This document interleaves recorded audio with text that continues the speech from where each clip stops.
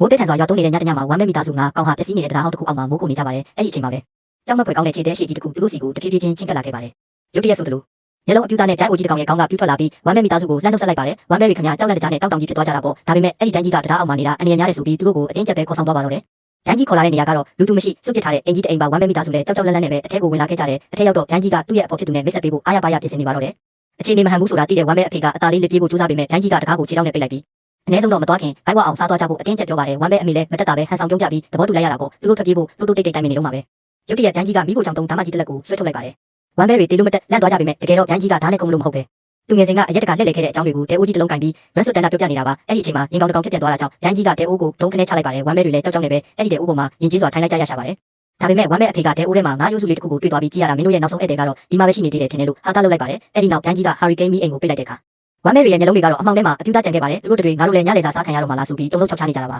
ဝမ်းမဲအဖေကအခြေအနေကိုထိန်းဖို့ကြိုးစားပြီးလှည့်ကြည့်ပါပဲတန်းကြီးရဲ့မျက်နှာနဲ့ကလေးရဲ့တူးမိပါတော့တယ်တန်းကြီးကသူတို့ကိုတိုးတိုးနေဖို့လှမ်းတတိပေးပြီးညဘက်ဆိုတာတားရဲတွေအမဲလိုက်တဲ့အချိန်ကွာမင်းတို့အစီအစဉ်တွေကနေရုံထွက်ကြစမ်းညဘက်ကတားရဲတွေအစားစားခြင်းတဲ့အချိန်ပဲလို့ချောက်ချောက်ွယ်လေးတန်းနဲ့ပြောလိုက်ပါတယ်အဲ့ဒီအချိန်မှာဝမ်းမဲမောင်နှမနှစ်ကောင်ကအပေါက်တစ်ပေါက်ကနေထွက်ပြေးဖို့ကြိုးစားရင်းညှက်မိသွားကြပါတယ်ရန်ကြီးကဝမ်းမဲမိဘတွေကိုခြေထောက်နဲ့ပေးဖက်လိုက်ပြီးညက်နေတဲ့ဝမ်းမဲပေါက်လေးတွေစီချင်းကပ်သွားပါတယ်ဝမ်းမဲလေးတွေလည်းဒိုင်းဖော်ကြီးရဲ့ဖန်ဆီးခြင်းကိုခံလိုက်ရပြီးရန်ကြီးကသူတို့ကိုငင်းငင်းနေစမ်းလို့ခောက်လိုက်ပါတယ်ဒါပေမဲ့ရုတ်တရက်ဆိုသလိုနှက်ခမ်းမွေးနဲ့ငါးကူကြီးကြီးတစ်ကောင်ကရေထဲကနေဝမ်းမဲလေးတွေကိုဝါမျိုးကိုခုန်တက်လာခဲ့ပါတယ်တကယ်တော့ရန်ကြီးကဝမ်းမဲလေးတွေကိုရန်ပြူဖို့မဟုတ်ပဲအဲ့ဒီငါးကြီးရန်ကနေကဲတင်ဖို့အတွက်သူ့ရဲ့နှုတ်သီးနဲ့ငါးကြီးကိုအမိရညှက်ပစ်လိုက်တာပါဝမ်းမဲဖေလည်းအခုမှပဲရန်ကြီးကသူတို့ကိုတစ်ချိန်လုံးကာကွယ်ပေးနေကြတာဆိုတာကိုသဘောပေါက်သွားပါတော့တယ်ရန်ကြီးကငါးကြီးကိုမြောက်ပြပြီးမနှက်စာအစင်းသစ်ဖြစ်ပြီးရုပ်ပြပြရှင်អော်လိုက်ပါတယ်နောက်ဆုံးမှာတော့ကြောက်လက်တကြားဖြစ်ခဲ့ရတဲ့ဝမ်းမဲလေးတွေဟာစောက်အောက်ထဲဝင်ပုံးနေကြပြီးဝမ်းမဲအဖေကတော့ဒီလိုမျိုးမိသားစုလိုက်တောက်ရွှေခီးထွက်ခဲ့မိတဲ့အပေါ်တညာလုံးနောင်တရပြီးမျက်လုံးအပြူသားနဲ့အိမ်မပြောနိုင်ပဲရှိနေပါတော့တယ်